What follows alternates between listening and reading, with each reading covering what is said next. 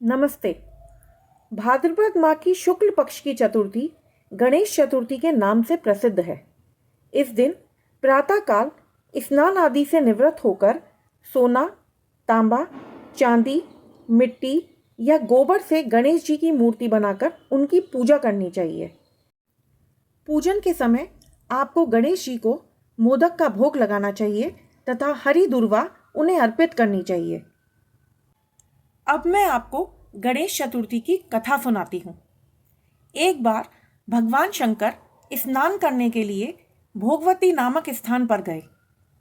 उनके चले जाने के पश्चात पार्वती जी ने अपने तन की मैल से एक पुतला बनाया जिसका नाम उन्होंने गणेश रखा।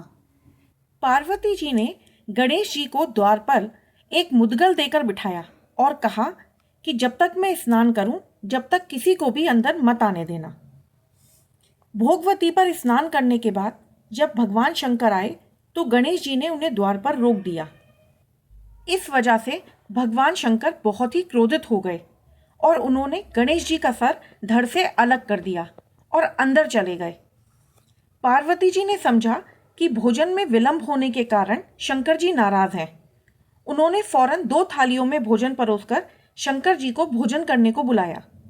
शंकर जी ने जब 2 थालियां सामने देखी तो उन्होंने पूछा कि पार्वती, ये दूसरा थाल किसके लिए लगाया है? पार्वती जी बोली, दूसरा थाल पुत्र गणेश के लिए है जो बाहर पहरा दे रहा है। यह सुनकर शंकर जी ने पार्वती जी को सारी बात बताई, जिसकी वजह से पार्वती जी बहुत दुखी हुई और अपने पुत्र गणेश को पुनः जीवित करने की प्रार्थना करने लगी।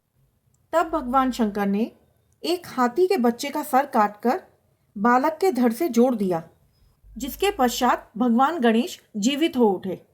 अपने पुत्र गणेश को जीवित देखकर माँ पार्वती बहुत प्रसन्न हुई और उन्होंने प्रसन्नतापूर्वक भगवान शंकर को और गणेश जी को भोजन कराया और उसके पश्चात स्वयं भोजन किया। यह घटना भाद्रपद शुक्ल चतुर्थी को हुई थी, इसीलिए इसका नाम गणेश चतुर्थी पड़ा।